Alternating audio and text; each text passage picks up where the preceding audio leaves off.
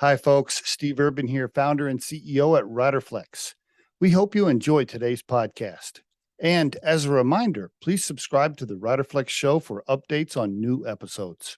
And by the way, if you haven't already, check out the book we recently launched, The Riderflex Guide, Inspiring and Hiring, available for purchase on Amazon. And now, a quick word from our sponsor. Try the #1 marketing platform for small business. Everything you need from design to marketing to CRM. Learn more at marketing360.com. Marketing 360. Fuel your brand.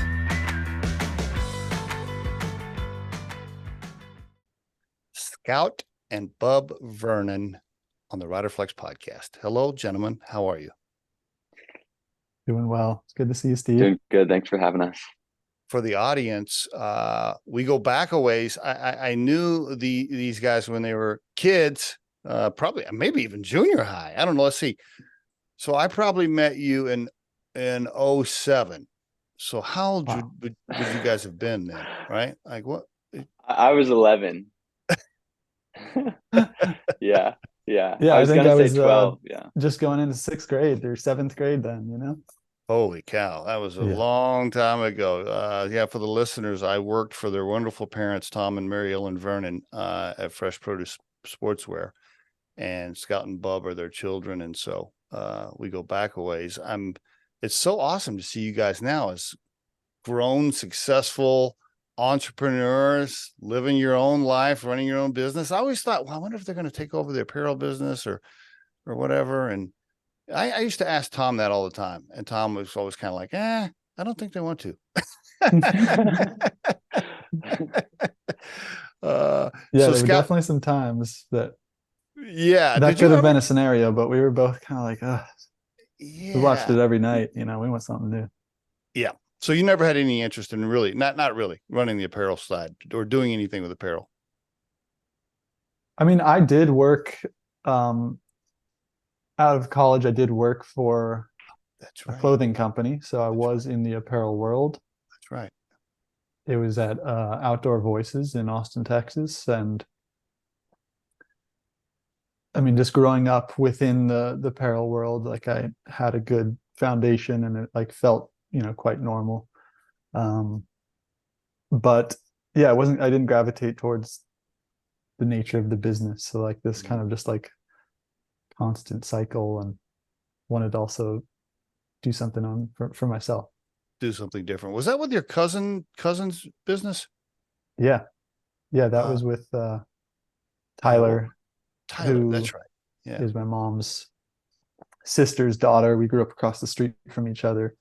That's right. We're all just kind of one big family, it feels like. Yeah. Bob, you never had any interest in the apparel stuff, huh? I considered studying fashion. I went to Pratt in Brooklyn, New York. Right. I ended up studying industrial design. But for a minute I was thinking about fashion. I think it felt like very second nature, having, grown up in my mom's office, or like little creative studio of an office.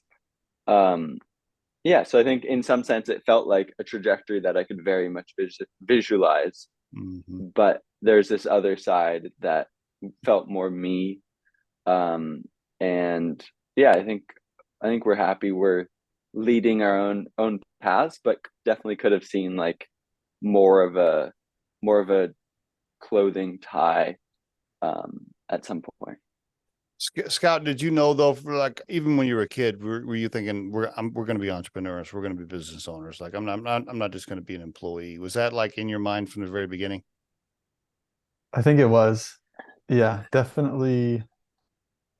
The way we grew up. Yeah, I mean, my parents set the example of just trying things, and they started this back in their company back in '84 at the Olympics, and so we kind of grew up with that story. It's like I think one of those American dream stories. They felt like they lived it. But then like our whole family, we've got multiple cousins that we grew up with in Boulder, and yeah, multiple of them have started their own businesses. And so for us, it just felt like, like it's worth the risk, give it a try and, create something. Now that I've been running Riderflex, our recruiting firm, for 7 years now, and kind of owning my own company, if I had to go back and be an employee for somebody, I would, man, I don't know if I could do it. Yeah, I I mean, think we one of the privileges we got to grow up with was being able to like see the ability to call your own shots, and their with their business it did well enough that like in the summers we could not be in Boulder and we could go to California. So we spent our youth going to California for the summers, and yeah, that that is one freedom of the is, reasons, yeah, we wanted to create our own thing. But nowadays, I mean, it's interesting with being able to work remotely. I'm in one place, Bub's in another place. Like it's allowing kind of this freedom that typically I felt like came along with being an entrepreneur. but now interesting that both of you guys are now kind of settled into California, at least for now. You're in LA and Scouts up north, and I noticed that you didn't pick Colorado to kind of call home for now. Is that because you guys just like California better? You like the culture better, or the weather, or both? You know, for a few years after I left, I felt I wasn't so drawn to Colorado, and I actually left Boulder before my senior year of high school and Okay. came out to Santa Barbara, and went to Santa Barbara High School in Santa Barbara for my senior year. Okay. Just wanted to try something new, learn how to surf, do something different. And I think, yeah, for 5 years, maybe 10 years, didn't really look back. Just like I've done Colorado, been there, had 18 whatever years there. I think now when I go back, I see it in a new light. That I love going to the farmers market in Boulder and like remember those summer nights or summer storms that we don't get in California. Like there really are these strong seasons that California doesn't get, and that's like part of the draw. But I think like when people are going through seasons, you're like all going through something together, versus in California it's like, it at least Southern California, it's pretty mild all the time, which also I feel like affects people's, just how we all like relate in the places that we live. Now, the news media would make you think that Venice and LA is just trashed and homeless people everywhere. That's what it would, if you watch social media, that would be your quick read, right? What is the real situation right now, Bub? What is it? Is it really bad, or is it not as bad as the news makes it sound? I don't know. What's the latest? I haven't been out there in a while. Yeah, I think down at the boardwalk, which is kind of the like highest energy zone where all the tourists visit, there's also there's a lot of homeless hanging out down there and camping, have Okay. camps down there, and there are pockets throughout Venice. And when I moved there a year and a half ago, I would say there was more pockets. And I think they've been kind of moved out. No. But as a place, it's a mix. It's like my girlfriend, when she comes home late at night, calls me when she's hopping out of the car because she can be on edge. Um, and we have people out of their normal minds coming by at points, but I don't think it's this sensationalized experience of so much crazy stuff going on. You're not seeing that in your small town up north, are you, Scout? No, I think I know everyone in town. There's just 250 of us. Yeah, no, it's a whole different experience up here. It's a small town. You know everyone and you know everything's going on. Right. So, how old are you guys now? Do you mind me asking that for the podcast? Scott, how old are you? I'm 29. 29. Wow. Holy cow. You're almost 30 years old. 27. 27. Okay. So talk to me about Buoy. It's Buoy Water Club, by the way, for the listeners. BUOY waterclub.com. Not like Sam Buoy, but right, but Buoy Water Club, like a buoy, right? You got it. Nailed it. Buoywaterclub.com. Talk to me about the origins of this. Like, how did this come about? Talk to me about just the conversations in the beginning, if you don't mind. Whoever wants to start. Yeah, you take it, bub. Yeah.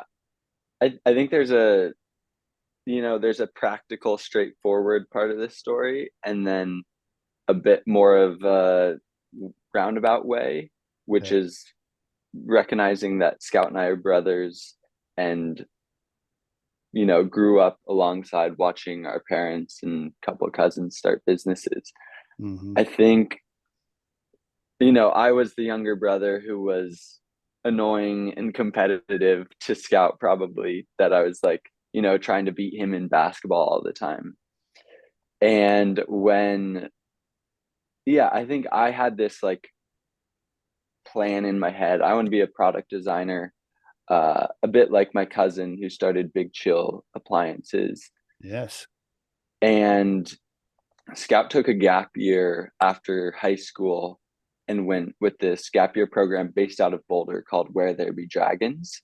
Okay. And traveled and lived in Indonesia for 3 months, living with local families, studying the language, the culture, and a very immersive experience. I ended up doing that 2 years later, and I think that sort of set us on a trajectory of like very deep mutual understanding that may have been difficult to find if I hadn't done that after him. Mm. And I can kind of dive into that maybe after or later, but fast forward a few years, I had studied industrial design at Pratt in Brooklyn. Scout he made his own major of sorts in you can speak to it, but environmental design and business at Cal Poly. And I think as a family and as brothers, always chatted, always had ideas. It's interesting. I was thinking about it last night. My parents only did one business really, but they were constantly had ideas for other businesses. And that was kind of like, that's their thing. They love having those ideas and imagining what those can be. And so at some point, probably at least 5 years ago, Scout and I started talking about a gear share, which was, we'd seen bike share happen. Yep. And we're like, that freaking makes sense. Like, I want to access all sorts of gear. I don't want to have to pay for it, and I don't want to have to store it. And so, like fall 2019, we started talking about it a little bit more. I had graduated school.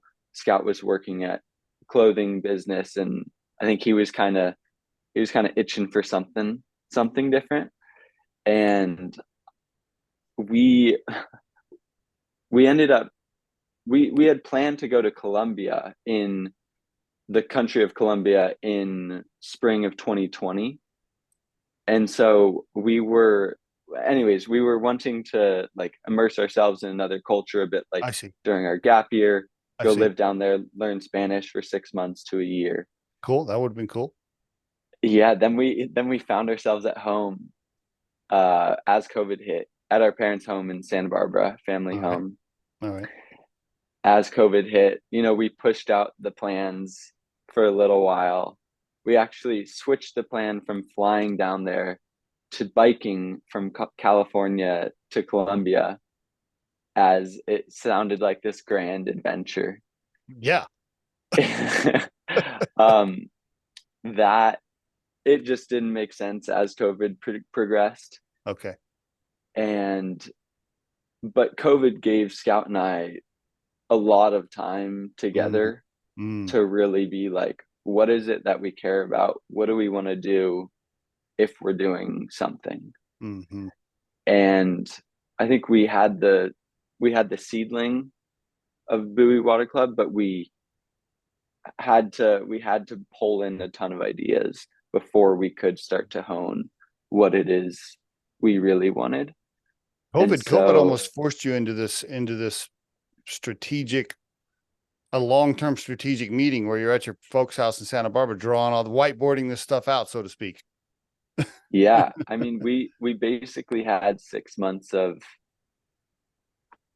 like time up to our, Yeah. up to us, without many expenses, without many worries, without many plans. Not to mention you had And two pretty experienced entrepreneurs in the house to guide you or advise you on the side, which is super awesome. Yeah. yes, Yeah. exactly. Uh, And then basically we had defined this as an idea enough, and actually built a like prototype locker of sorts in our driveway, oh, that's cool. which is hilarious to look back at. But had some great learnings. And then I'd say in September of 2020, Scout was moving to upstate New York, and I was still in Santa Barbara, but it felt like this time that we were kind of deciding, are we doing it or are we not doing it? Okay. And that's when I'd say we like committed to doing it, and Scout can kind of take it from there. But Yes. that feels, Yeah. Scott, did you just like, okay, I'm gonna quit my job. Let's do it. I'm all in. Yeah, I mean, I was I was working at Outdoor Voices, and I had been doing that for 2 years, and I was just, I remember, yeah, I think I told Bub, but like, Bub, I'm in here, I'm working, and like, it's good experience, I'm enjoying it, I have a great opportunity, but at one point, like, if I'm still here, like in 5, 10 years, like, you got to yank me out. Like, I'm not just getting Yeah. into here. I want to do my own thing eventually. So it was after like 2 years, that then I was like, okay, like I want to go, like, at least try to do something on my own. And so it was Bub and I talking, and so I quit my job and was just planning to start to create. And COVID, yeah, made it a great setting for us to start to dream up what we wanted it to be. But yeah, I mean, it started out with all types of gear, mountain bikes, all this stuff. Oh, And really? Oh, okay. That was the original plan. Okay. yeah, like, basically we were like, we're not mountain bikers, but we would love to mountain bike, but like, a mountain bike is, $1,000, $2,000. And like, Mhm. what if we all could have access to that? And so then it yeah, took some shape, and we really kind of honed it into being paddle boards and kayaks and surfboards, and having really a strong water focus because of just like the bulkiness of that equipment, and the expense of that equipment.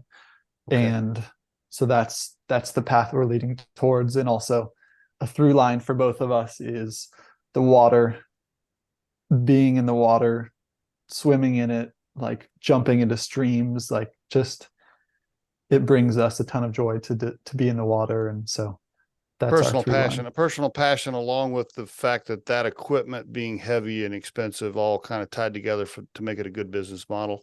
Yep. Yep. I mean, the very first thing I thought of when I was studying your website was, I'm 56 years old, like carrying that board through like a quarter mile of sand, getting all from my car, or having to put it on my car, and like, I don't want to do that. If the locker is like right there on the beach, and I can just scan my QR code like you have on the video with your phone, I was like, okay, yeah, now this looks much better.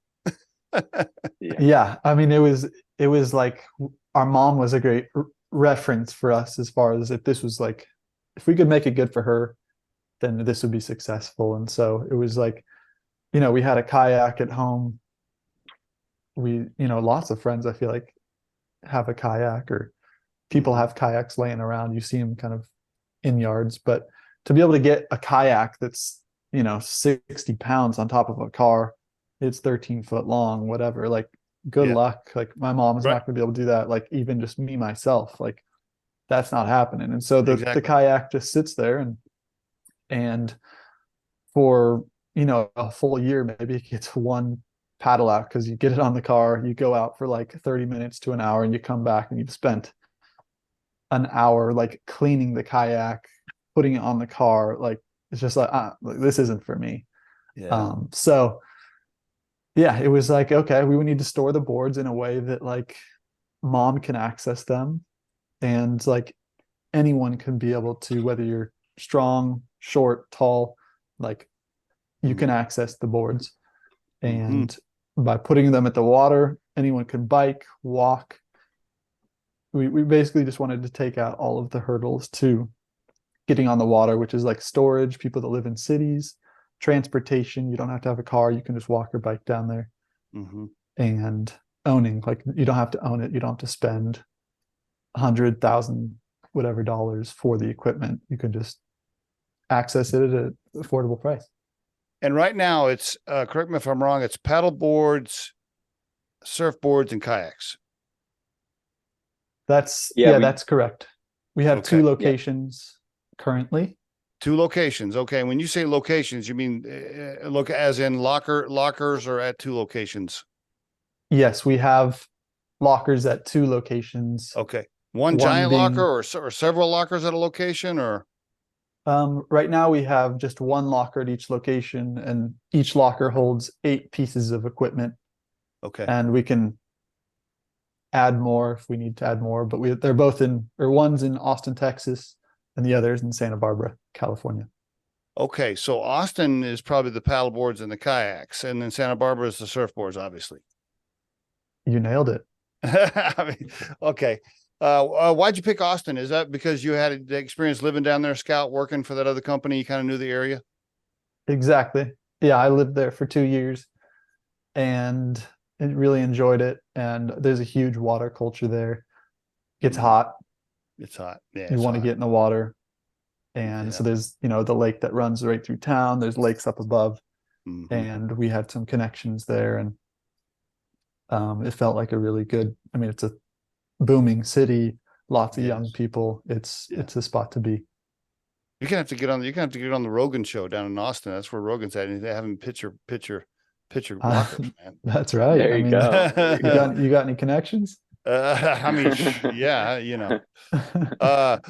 Bub, so tell me about the business model. Is it by the hour, by the rental? Talk to me about the business model piece. How's that set up? Can you buy like a membership? Is it just a one-time thing? How does it work for the consumer? Yeah, so we're very passionate and focused on locals, wanting like this to be something that they can use and access anytime. I think also just as people, we like really want to facilitate community and recognize that like if we get the local community engaged, it will, it'll create a stronger community rather than just a transactional relationship. So we have $88 memberships. $88 per month gets you access anytime for up to 90 minutes a day of paddling. Okay. And then we do have daily rates, which are $25 an hour. It's prorated after the first hour. Okay. And yeah. How'd you come up with the $88? How'd you come up with the math on all this? I'll let Scout lead that one. I'm more on the design side. Okay. But that's another good question too. Then, so is that the separation of duties? But anyway, 2-part question there. Go ahead, Scout. Yeah. So the $25, that's just kind of a competitive going rate for what typical paddle rentals places offer equipment for. And then the $88, there's a couple things in there. One is, we looked up like gym memberships to see how much is a gym membership per month, using that as a baseline for how we chose that number. But also for our family, 8's are a lucky number. That was a part of my parents starting their own business. They they basically had a connection with a bank that like was able to give them money, and they trusted them because they had eights in their address. And so eights have like been in like our family home and Didn't know that. stuff like that. So Okay. eights are lucky. So we wanted to keep the eights running through. And yeah. So $88 a month. Do they pay the whole year in advance? Is it month to month? What's the Yeah, so it's you pay per month. It's a Okay. membership, monthly membership okay? that is I guess like a subscription you can join or end it at any time. But yeah, we wanted to cater towards the tourists, the people that are just coming for one day. With the hourly rate, you can basically just walk up, scan it, pull it out, put it back when you're done, and you get charged similar to riding a bike or riding the scooters. It's just the amount of time you use it, you get charged for that amount of time.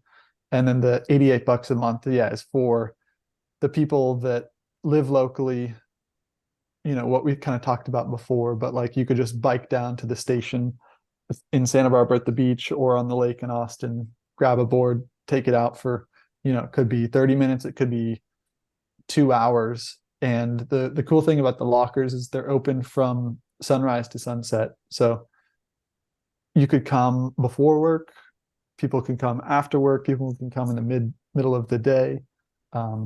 Okay. We really can accommodate anyone's needs. So for the listeners, they can go to your website, by the way, and you have a cool little video on there that kind of shows how it works. But you have you have something on your phone you can scan that opens the locker, right? Is it like an app, or what is it? Yeah. For you all listening, we're yeah, new business, a couple of years old, but we have our own app. It's called Buoy Water Club. It's in the App Store. It's in the Android Oh, it is. store. So Okay. you go ahead and download that. And then yeah, we've designed our custom fabricated aluminum lockers, and those store all the boards, and they have doors on them. And yeah, I mean, you basically, there's a QR code on the door, open up the app, scan the QR code, plug in your credit card information, you take it out, and then there's some cubbies that you can like leave your stuff, and it comes with a paddleboard, a paddle, and a life jacket, and you use it and then put it back when you're done. Okay. I have several questions after I watched the video, Bob. My first one is, I saw the life jacket. I don't know why this is my first question. I saw the life jacket. I'm like, well, how do they know what size? There's like 5 life jackets in there. How does that work? Yeah, Scout could probably speak better to that as well, but basically it's a one size fits all. It has a ton of it. It has a lot of adjustability. Okay. So that's why we chose that rather than having to fit like all sorts of Okay. Go ahead, Scout. Just to talk about the gear, because that's an important piece of what we're offering. Is we look at like the typical rental model, typical experience is you kind of show up to the rental shop and you get kind of a beat up board, you get like kind of a soggy, wet life jacket. Yeah. Things are just a little bit bruised and battered. And so we want to basically like change that whole narrative and reinvent the rental experience to offer like high quality, high performance equipment. And so our paddle boards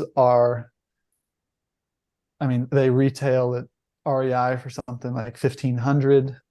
They're like a really high end board that is great for the beginner and also for the experienced paddler. Our goal is to like span both of those customers. And then that's true for our life jackets as well. They're nice fitting, forming life jackets that have a lot of straps, got a zipper. Yeah. How do you keep the equipment clean when the person brings it back? Do you guys check on it, or how do you keep it maintained? Yeah, we just fly down to Austin and clean it. I was going to say, I mean, it's like no, we have hired people in both of our locations. I see. And they've been terrific with help in these early stages. We've been learning a lot, but yeah, they go every week and go and clean the locker, clean the equipment, I get see. it ready and in good shape. Okay, very good. And how about this? I'm looking at your website. I see the locker sitting on the beach. Do you have to pay the city or the county, or is there a fee to put that locker there? How does that work? Yeah, so to zoom out, locations have been like the hardest part of this business. I bet. All the other stuff is like you just figure it out and get it done. And this side of the business, especially not having, last year, not having a proof of concept, people are like, all right, like I get it, but like, how is this gonna work? Or I don't want to be the first one, or the city is just slow. So Totally. Yeah. yeah, in Santa Barbara, basically every case is different, and we go for both private and public locations. Okay. Public locations often have amazing locations right on the beach, right next to water, next to camp or at campgrounds, that kind of thing. But private can often say yes easier and quicker. I believe it. Yeah. So for example, in Santa Barbara, we got this through the city. We recognized that we learned that they have basically 5 permits in Santa Barbara for paddle kayak rental concessions. Okay. 5 different locations. We recognized that there was one that basically they had an open bid and no one took the bid even after they won it. And so it was basically shut down. So over a year and a half ago, we went to the city and said, like, can we get this reopened? And we want to be the ones doing it. We were hoping that would be last summer when we could get that location. The timing of the city was more like a year and a half before they said yes, like May 11th of this year, right before the season. We had to like kick into gear. But that experience was just like pushing the city, like, hey, are we on track for this? Let's keep pushing this constantly. Wouldn't hear from them for months after many calls, many emails, but we just kept going at it. And they never told us they didn't like our idea or anything. They just like, they've got a lot going on. Yeah. And so they opened that up they reopened that concession. We bid on it. Someone else, a big company from Florida, bid on it. They bid way more than us, but the city recognized that they didn't understand the local place. And so they went with us, and yeah, we got the go ahead, and we're just getting up and running here in Santa Barbara.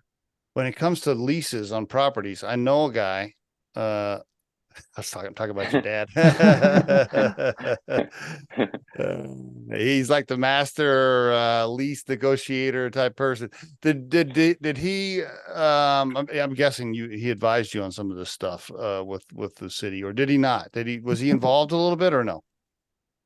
He has been involved with like the strategy or helping us like figure out how to get a hold of people. Yeah.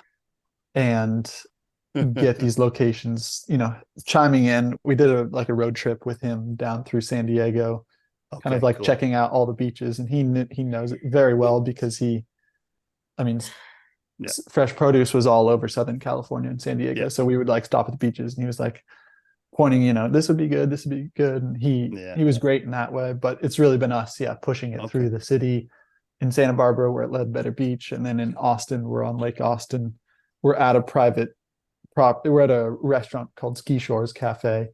And that's a private location. And that was like, they just said yes like this, and that we're also friends with them. So man, based on your experience with Santa Barbara, have you thought about, I'm sure you guys talked about this. So you thought about, okay, screw it. Let's just do all private locations and get this thing going. And then we'll double back on the public stuff because it just takes forever.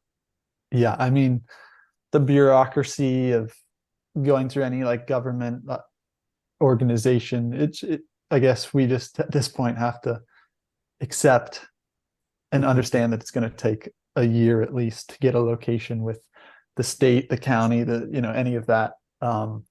So yeah, our approach is a bit of, get the ball rolling on that with the expectation that's going to take a year. And Okay. then, yeah, prioritize and focus on the private locations.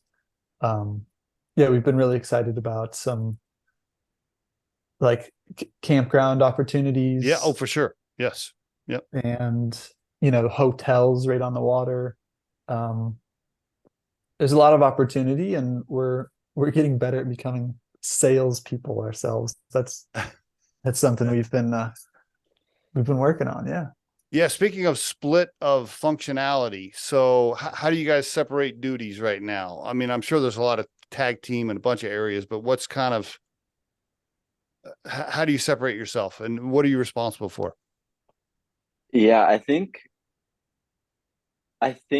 sort of a percentage of like 70-30 feels right in my head. Okay. Of I'm I'm like 70% more on creative endeavors, and then 30% business sort of stuff. And Scout's a bit, I'd say 70% more on the business location finding, and 30% of that overlap. Okay. And So, all right. So you follow your mom, Mary Ellen style, and Scout follows his dad style a little bit. yeah, Exactly. I think we're definitely a bit more of a mix than them, but Okay. very much can Okay. see that influence. And what happens when you have a disagreement? I'm just curious. Do you have do you flip a coin? Do you, what's the, give me an example. Cause I know you, I mean, first of all, you're brothers. So I know you from time to time, you disagree no matter how Yeah. much you love each other, Yeah. there's going to be disagreements. What do you do? How do you decide? I'm thinking. I think the way we work through things is giving it time in a sense. I think the like Okay. better decision comes out eventually. I Okay. think we just need to sit with it long enough to recognize that. That would be sort of how I understand it at the moment. Yeah. Yeah, I mean, right now it's definitely, I was just recognizing the other day that there's like two of us as decision makers in this business. And so it's like, if I really want something, I gotta freaking fight. I gotta fight Bob for it, or like really work for this. And if he wants something, he's got to work for it, or we have to be able to relinquish decision making power when there's certain things that we don't care as much about. Let the other one make the decision. But yeah, we just started working with another guy just very Like a briefly, but business coach. Yeah. it felt like I was like, now we have a tiebreaker. Like with three of us, now it's like, if you can't just like fight for it for a decision if the two others are not into it. So yeah, three feels like a good point to get to once we get there. Speaking of partners and investors and money, I don't know how much you want to share, but do you guys own 50/50? Did your parents put some cash in? Are they part owners? Are there any other equity holders? What's the makeup of the company? Can you share? Yeah. Yeah. I mean, it's us two who own 50% of it each. Okay. Okay.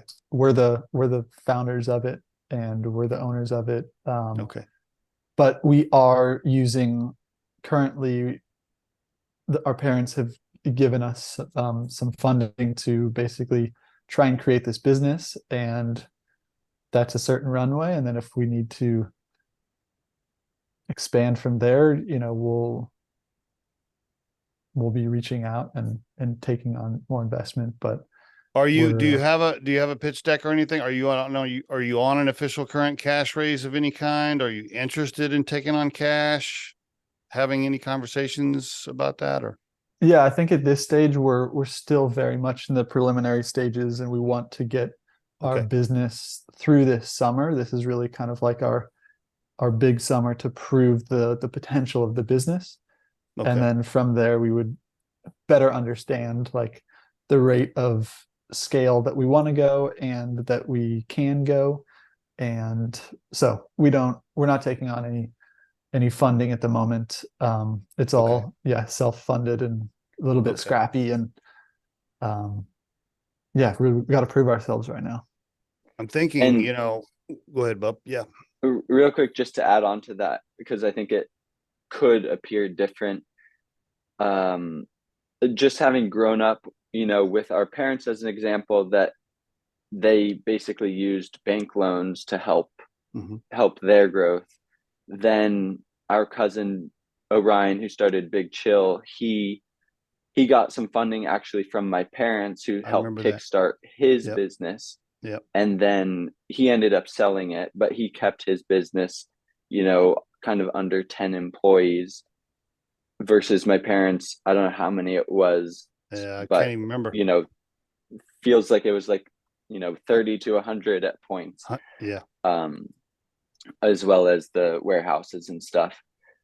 And then we had our cousin Ty, who started Outdoor Voices, and she immediately went the investor route, and she clearly like skyrocketed quicker than my parents and Orion with Big Chill. But that, from our vantage point, looked more stressful and less sustainable. And so I think we've been very lucky to see those three examples ahead of us.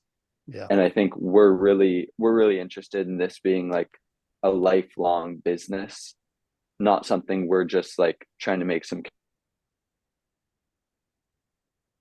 That was one of my next, that was one of my next questions. Mhm. Was whether or The not sort of you're, Patagonia model of, sorry. oh, sorry, Bub, you cut uh out just a little bit. Yeah, go ahead. yes, I think I was saying, like, so I don't know if it was just, Well, but we to someone like Chenard, who, Yeah, you Scout, can. he's cutting out a little bit there, but I think I you know guys what there? Yeah, yeah. You you cut out a little bit, Bub, but Yeah. Am I Scott, back? I think he was I think you were gonna say long-term lifestyle family business, not a grow fast, sell it strategy. exactly. Yeah. Yeah, I think he was also referencing the Patagonia Yvon Chouinard model of yeah, I mean adapting and growing the business in different sectors and opening that Okay. up, but ultimately, yeah, keeping it as a lifelong pursuit that mirrors what our interests and also mirrors the business success. That's one of the best things. I mean, your parents did so many great things, but the fact that they never gave up control of the company was huge, right? Because it was their company. I think towards the end, maybe they had some people owned little tiny pieces, but I mean, they were in, control of the company and the majority Mhm. owners the entire time. Hmm. And I've had so many people on the podcast that have told me they wish they hadn't taken on cash when they did, or they Hmm. wish they hadn't given up control as fast as they did. Um, Even if they give up, most guests, like 90% of the guests I have on the show, even if they ended up making a bunch of money because they sold out, so to speak, and gave up control, Hmm. they're not happier. Like they're not happier with their lives because now they're just basically an employee. I mean, if you give up 51%, I don't care what at that point you're an employee, You're an right? employee, yeah. Pretty much. You're answering to somebody else. And none of them end up being happier. Almost every one of them are like, yeah, if I was going to do it over again, I wouldn't have given up control when I did, or et cetera, so. That's yeah, I mean, that's our experience and that's what we think is best, but it's nice to hear from yourself. Yeah. Yeah. Yeah, there's like a rewarding component of doing it yourself Totally. and Totally. like chipping away at something and sculpting this beautiful sculpture, not just like getting the chainsaw out and like freaking going at it and it happens real fast, but then it falls apart or whatever.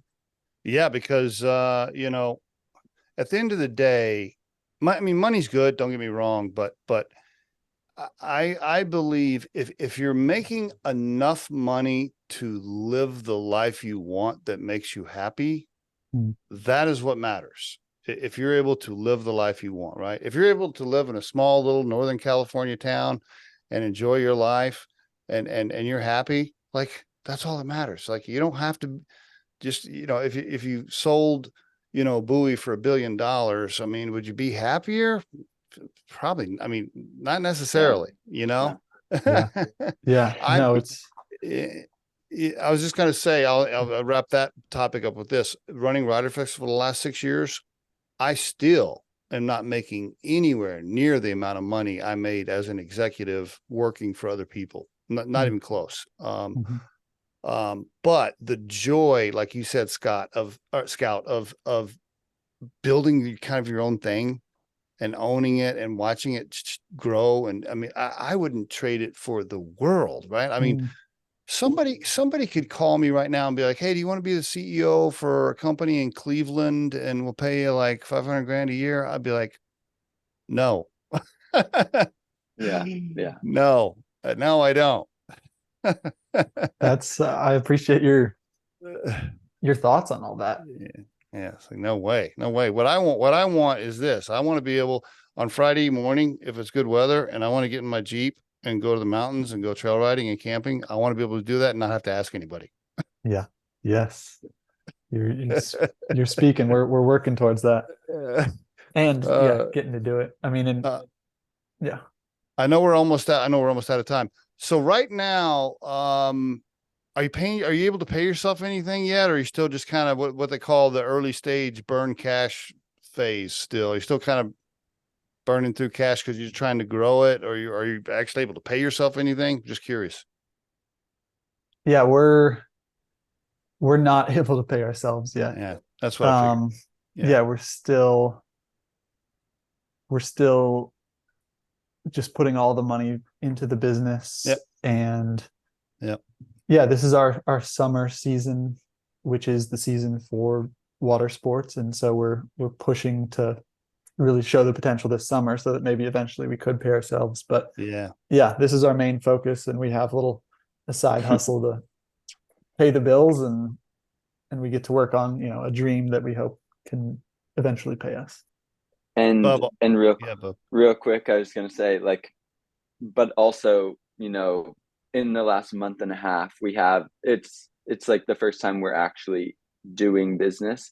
So Cool. to even just to flip it a bit is like, okay, that feels relieving. Like someone likes people like what we're doing. Somebody put their credit card number in. Yeah. Somebody. Yeah. Yeah. Yeah. Yeah, we look Do at the we look at the back end to see who rented today, and we're like, we got like 8 today. Woo! Yes. Yeah. Yeah. I will never forget the first time me and Scott got our first check. We still have a picture of me and Scott holding our first $10,000 check, standing in front of the bank lady that was opening our account. I was like, somebody wrote us a check for our services. Like, wow. Yeah. Yeah. Man, I'm super proud of you guys, and happy for you. I think it's a great story. I think it has the branding is great. It has total legs. It's needed. You have great mentors in your parents helping you. I mean, I can see it. I can see it happening. Probably your dad's probably already said this. Probably what's going to happen is there'll be this pivotal moment where some company that owns a bunch of campgrounds, right? So some parent company owns 50 campgrounds. And you're going to pitch them for one campground. And they're going to be like, yeah, okay, well, that's cool. But can you put them in all 50 of our locations? We'll be like, what? Yes. Yeah. Yes. I think so. Yeah. That'd be great. So buoywaterclub.com, buoywaterclub.com. Go there. Anything else you want to mention? Any other social, you're on all the social media sites. Anything else you want to call out? We're mainly on Instagram in terms of the Okay. social media. Okay. And yeah, you can learn a bit there, a bit on the website. And if you're in Austin or Santa Barbara, we'd love to have you give it a try. Cool. Yeah. And again, it's Ledbetter Beach in Santa Barbara and Lake Austin at Ski Shores Cafe in Austin, Texas. Gentlemen, thank you very much for being on the Riderflex podcast. I appreciate it. Thank you so much, Thanks Steve. for having it's really us. nice to connect.